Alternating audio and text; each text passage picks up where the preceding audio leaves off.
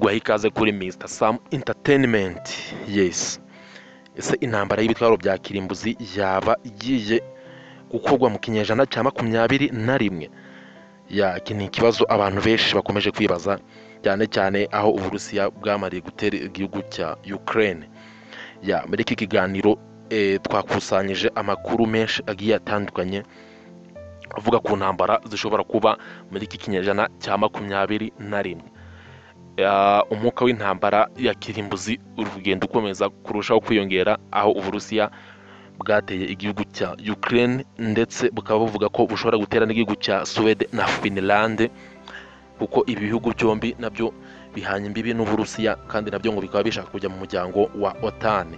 Nubwo ngo Putin mbere yuko atera Ukraine yavuze ko adashobora kwihanganira kubona OTAN ikomeza kwaguka imbibi zayo yegera Uburusiya. Ibi ni ibintu abantu benshi bari kugenda bashinja OTAN cyangwa se Leta Zunze Ubumwe za Amerika, ahanini kuko arizo zisa naho zashotoye Uburusiya, ndetse n'umushumba wa Kiliziya Gatolika ku isi Papa Francis nawe yavuze ko Amerika cyangwa se OTAN ariyo yashotoye Uburusiya kuko ariyo yagiye kwegera Uburusiya. Mu masezerano Leta Zunze Ubumwe za Amerika zagiranye na perezida w'Uburusiya witwa Gorbachev mu mwaka w'1993, yavugaga ko OTAN itazigera yakira ibihugu byose byari biri mu bumwe bw'Abasoviyete. Ariko ayo masezerano OTAN yaje kuyarengaho, aho yaje gushyiramo ibihugu nka Polonye, Lithuania, Latvia n'ibindi bihugu byinshi byahozwe mu bumwe bw'Abasoviyete. Ni ukuvuga ngo ayo masezerano mu by'ukuri OTAN yayarenzeho, ndetse irenga n'umurongo utukura. Perezida w'Uburusiya Vladimir Putin yavugaga ko umurongo utukura ari Ukraine. Ni ukuvuga ngo gushyira Ukraine muri OTAN kuri Vladimir Putin yumvaga ko ari ukurenga umurongo utukura. Yes. Hanyuma hari ikintu bita capitaliste ndetse na communiste. Ibi ngibi ni nkaho ari inkube ebyiri mu gicu kimwe, kuko mu bitangazamakuru byinshi twasomye bigiye bitandukanye bivuga ku ntambara zishobora guterwa n'aya mahame uko ari abiri. Biteye n'ubwoba kabisa, kuko aya mahame abiri niyo asa naho yihariye ingufu zose muri iyi si cyangwa se kuri uyu mubumbe, capitaliste n'abakomuniste. Turacukumbura tukubwire ibihugu byose, tukubwire intambara nyinshi zishobora kuba, ndetse n'umwuka wo kuba ibitwaro kirimbuzi byakoreshwa ese bigezehe. Gusa ko ubu ngubu izo mpungenge zariyongereye cyane, aho Uburusiya buteye igihugu cya Ukraine. Mu bihugu by'ibikapitaliste bikomeye cyane rero turaza gusangamo Leta Zunze Ubumwe za Amerika na OTAN yose. Abakapitaliste ubwo ngo harimo za Canada, Ubwongereza, Ubufaransa n'ibihugu byose biri muri OTAN. ni ukuvuga ngo bigendera kuri iyi politike imwe bita capitaliste. Hanyuma communiste turaza gusangamo Uburusiya, Ubushinwa. Murabizi ko Ubushinwa ishyaka rya Perezida Xi Jinping ryitwa Communist Party of China niryo riyoboye ubutegetsi. ni ukuvuga ngo mu Bushinwa naho bakoresha communism. Hanyuma muri Korea naho hari ishyaka ry'abakozi, naryo ni ishyaka rya gikomuniste. N'ibindi bihugu bikoresha communiste nka Cuba, hari n'ibindi ariko bitari byinshi. Gusa ko ibyo ni bimwe mu bihugu bifite imbaraga bikoresha communiste, n'ibindi bifite imbaraga bikoresha capitaliste. Ibihugu rero bikunze kugongana cyane, aho abasesenguzi benshi bagenda bavuga ko ari nk'inkube ebyiri ziri mu gicu kimwe. Amaherezo ntawamenya uko bizarangira.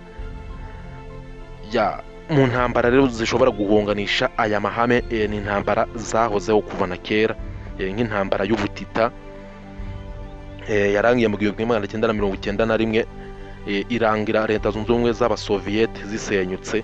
Ariko icyo gihe perezida w'Uburusiya Gorbachev niwe wagiranye amasezerano na OTAN, bavuga ko itazarenga imbibi ikinjira mu bihugu byahoze muri URSS. Ariko ayo masezerano Amerika yaje kuyarengaho, impamvu yatumye perezida w'Uburusiya Vladimir Putin ateza intambara muri Ukraine ni impamvu nyinshi ariko iyi ngiyi nayo iri mu mpamvu z'ingenzi. Yes, hanyuma mu ntambara zishobora kwaduka zikaza zikomeye cyane ziri kugunganisha aya mahame. iya mbere ni iyi ngiyi iri kurwanirwa muri Ukraine. Leta zunze ubumwe za Amerika zikomeje gufasha Ukraine mu bitwaro bya kirimbuzi, mu bitwaro bisanzwe, ni ukuvuga ngo iri gufasha Ukraine kugira ngo ikomeze kubasha gukomeza kwirwanaho, ariko Uburusiya bwavuze ko bushobora gutera igihugu cya Sweden na Finland mu gihe nacyo cyahirahira gishaka kwinjira mu muryango wa OTAN. Ni ukuvuga ngo ahangaha no muri turagaruka kuri ya mahame abiri twababwiye ya capitaliste na communiste. Ni ukuvuga ngo Uburusiya ni communiste, NATO ni capitaliste. Aya ni ya mahame abiri ari guhangana. Ku rundi ruhande Ubushinwa na Taiwan naho hari guhangana aya mahame ya capitaliste na communiste. Ubushinwa hari gahunda bwihaye yo gukora Ubushinwa bumwe, aho buvuga ko buzigarurira kino kigwa cya Taiwan n'ubundi cyahoze ku Bushinwa. Ubushinwa bwavuze ko buzakigarurira hakoreshejwe ibiganiro cyangwa se imbaraga za gisirikare. Ni ukuvuga ngo iki kigwa cya Taiwan nacyo gishyigikiwe na Amerika, kandi mwibuke kuri ya mahame abiri twababwiye ya capitaliste na communiste. Ni ukuvuga ngo ahangaha n'ubundi ni ya mahame ari kuhahurira nanone muri Taiwan. Ni ukuvuga ngo mu mwaka w'ibihumbi 2019 Ubushinwa bwagurishije Taiwan intwaro zifite agaciro ka miliyoni 2.2 ku butegetsi bwa Donald Trump. Ibi ngibi Ubushinwa bwabyamaganiye kure kuko ari ibintu biri gukomeza guteza umwuka mubi hagati y'ibi bihugu byombi, iki kigwa cya Taiwan ndetse n'Ubushinwa. Ariko Ubushinwa bwakomeje kwamagana iyi migambi ya Leta Zunze Ubumwe za Amerika yo kohereza intwaro muri OTAN. Yes, ahangaha n'ubundi turagaruka kuri ya mahame abiri, n'ubundi ni capitaliste ndetse na communiste. Ahandi hantu aya mahame ari gukomeza kubica bigacika ni muri Korea ya ruguru ndetse na Korea y'epfo. Ni ukuvuga ngo Korea ya ruguru ni ya Kim Jong Un, Korea y'epfo ni ya Yoon Suk Yeol. Yoon Suk Yeol ni perezida uherutse gutorwa muri Korea y'amajyepfo. Uyu muperezida nawe ari kuzana udushya twinshi, aho yavuze ko inzu y'umukuru w'igihugu iba muri Korea y'epfo izwi nka Blue House agiye kuhindura, kubera ko ngo ari iya kera kandi ngo utegereye ahantu h'umujyi.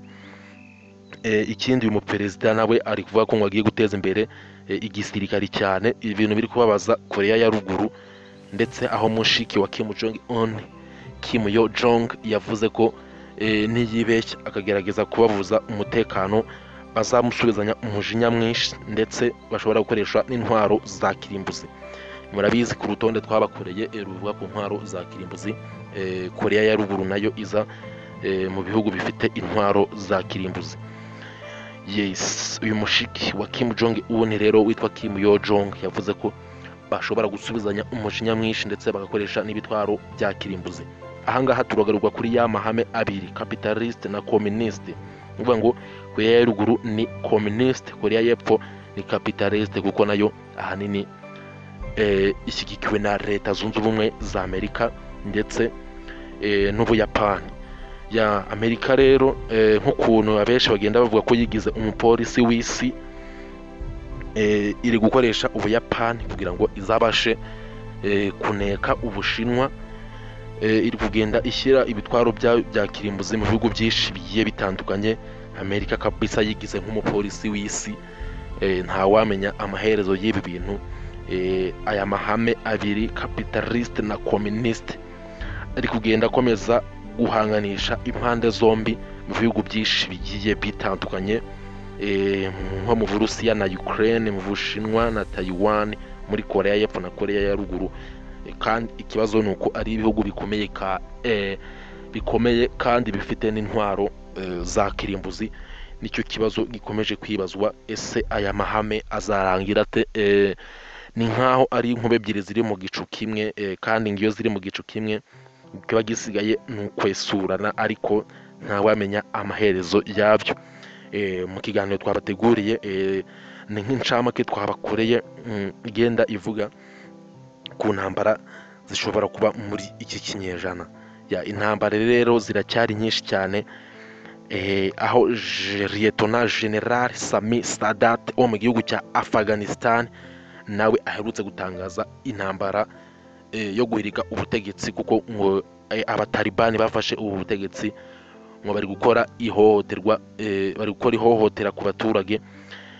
Uyu nawe yahoze mu gisirikare cya Afghanistan, hanyuma ubutegetsi bumaze guhinduka yagiye y'ubuhungiro, ariko ubu ngubu nawe yatangaje intambara muri uku kwezi kwa gatanu 2022 yo guhindura ubutegetsi.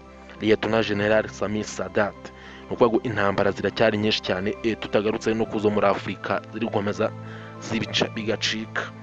Iki kinyejana abenshi bari kubona ko gishobora kuzaba icy'intambara gusa, ndetse bikaba bishobora gushyira iherezo kuri uyu mubumbe, ariko ni uguteganya ntawamenya.